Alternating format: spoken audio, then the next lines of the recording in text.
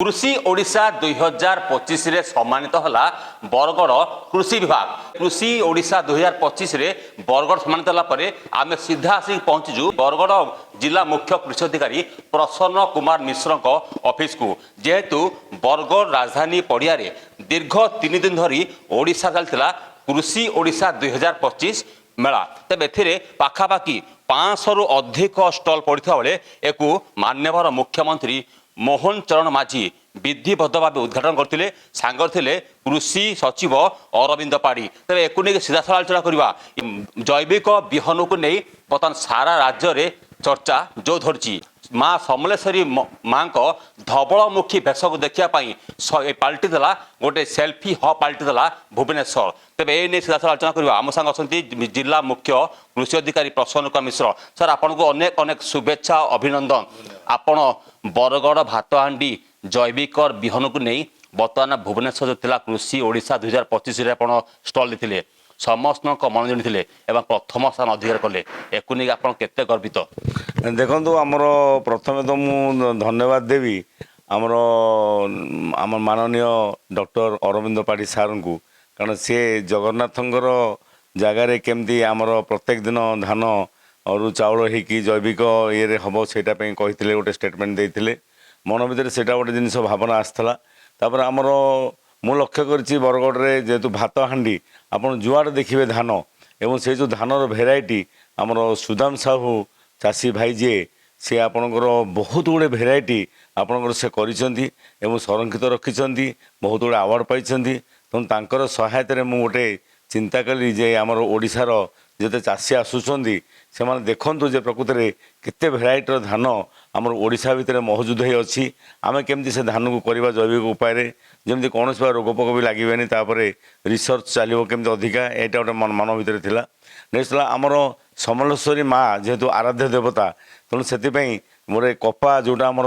बर्तमान प्राय 80,000 quintal पाखापाखि कपा production होमें जी हिसाब रखीचु बर्तमान आपंकर बरगड़ डिस्ट्रिक्ट रे एवं से गोटे अर्थकारी फसल। तेणु पाइकमाल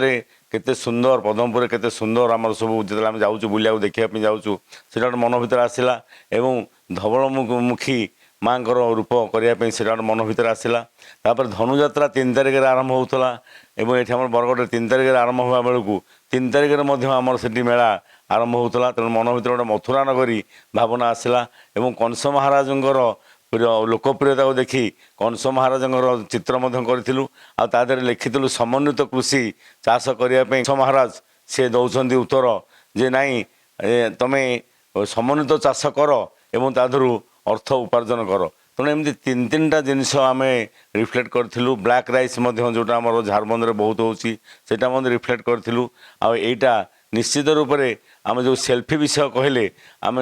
माने 50,000 ऊपर सेल्फी बोधे आमर उठी बर्तमान सेठू एवं से जो सेल्फी बर्तमान उठी सेटा लोक मन धारणा बरगड़ को आउ चिन्हबार कौन प्रकार हेला ना एवं बरगड़ ये जो भातहांडी कहुच्छी निश्चित रूपे आमर ये बरगड़ भारत देश को निश्चित रूप से धान बहुत किछि अमल करने सहित निश्चित रूप जोगे दिज्व। धान विहन को मुख्यमंत्री निजे आसी तन तन धान देखी सांगे थे कृषि मंत्री सांगे थे कृषि सचिव केते प्राउड फील होता? देखो बहुत खुशी लगुला आते मुख्यमंत्री महोदय हाथ थापुड़े आमर सुदाम साहू चाषी भाई माने कांधे हाथ दे कहले तमें मैंने ही आमर ओडिशार गर्व आ गौरव निश्चित रूप बहुत मते भल लगे। कौन कहे कृषि सचिव मुख्यमंत्री कृषि मंत्री को कौन वार्ता या देवी जे बरगड़ प्रति तो सबुबले आखि अच्छी आमर मंत्री महोदय एवं बरगड़ आम चेष्टा करुचु जे जो टाइप केमिकल यूज होता आगे बहुत किसी कमी सारा आम चेष्टा करुचु आगामी दिन मानक पेस्टिसाइड मुक्त करी जैविक चाष करी बरगड़ रु कैंसर मुक्त करूँ एवं कौन से प्रकार केमिकल न देकी आम केमती अधिका प्रोडक्शन करूँ तारिपाई निश्चित रूप से आम चेष्टा करूँ। देखुले जे थिले जिला मुख्य कृषि अधिकारी प्रसन्न कुमार मिश्र बार्ता थिला जे किपरि बरगड़ जिले में पेस्टिसाइड मुक्त हब एवं जैविक धान केमिति चाषी उत्पादन करेंगे से अंटा भिड़ी बरगड़ कृषि विभाग। तेज एथि से जो सम्मानित पाई ये हूँ से देखुए कृषि ओडिशा 2025 सम्मानित पाई बरगड़ कृषि विभाग। तेज ये कृषि मंत्री कनक वर्धन सिंहदेव सह कृषि सचिव डॉक्टर अरविंद पाढ़ी एवं समस्त अधिकारी बिंदु थे। ये भुवनेश्वर राजधानी पड़िया दृश्य जेहेतु कृषि सम्मान सम्मानित हो आज गर्व अनुभव कर मथुरा नगरी बरगड़ पाल्टी आई मथुरा नगरी। तब देखुए बरगड़ मथुरा नगरी बर्तमान भुवनेश्वर में बरगड़ न लिखाई मथुरा नगरी बरगड़ लिखाई ये सबुठ बड़ जिनस जेहेतु कंस महाराज का निर्देश थिला ए कृषि जैविक बिहन को जे कृषि ओडिशा 2025 रे सेठी स्टॉल पाई तांको निर्देश क्रमे कृषि विभाग अंटा भिड़ी एवं शेष में स्टॉल दे सम्मानित था। कृषि ओडिशा 2025 सम्मानित होला परे बरगड़ कृषि विभाग रे खुशीर माहौल खेली जाइए। तेज एक नहीं आम संजे जचंती जैविक चाषी सुदाम सांग प्रतिक्रिया नहीं जा सी केमी चेष्टा करते केमी एत प्रकार बिहन जो 250-300 बिहन पाखापाखि से स्टल लगे कौन रही मोटो कौन रही आसुचा आलोचना करवा। सुदाम साहू बिहन संग्रहक बरगड़। तो कृषि ओडिशा 2025 भुवनेश्वर स्थान पाई मथुरा नगरी जैविक बिहन कौन कह आमर बरगड़ मथुरा नगरी कंस महाराज को निर्देश रे ओडिशा आमर बरगड़ कृषि विभाग मुख्य प्रसन्न मिश्र तत्वावधान रे आमर गोटे बिहन बैंक जाइए स्टल आ स्टल लगी आ से स्टल रे आम गोटे मेसेज देवा चाहिए सारा ओडिशा के गोटे व्यवस्था आमर बिहन बिहन पर आमर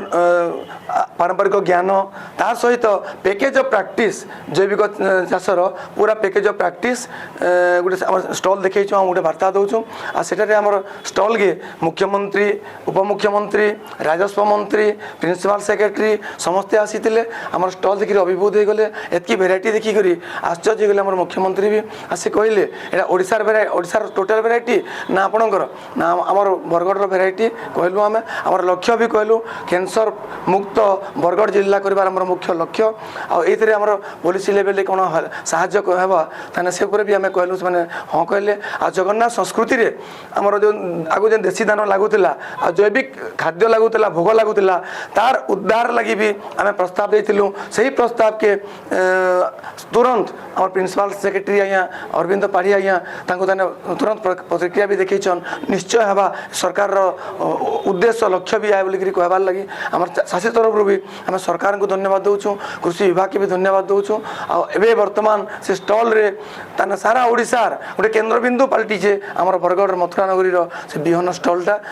आम भी गर्वित हूँ उत्साहित हूँ आने बर्तमान बरगड़ से मथुरा नगरी स्टलटा गोटे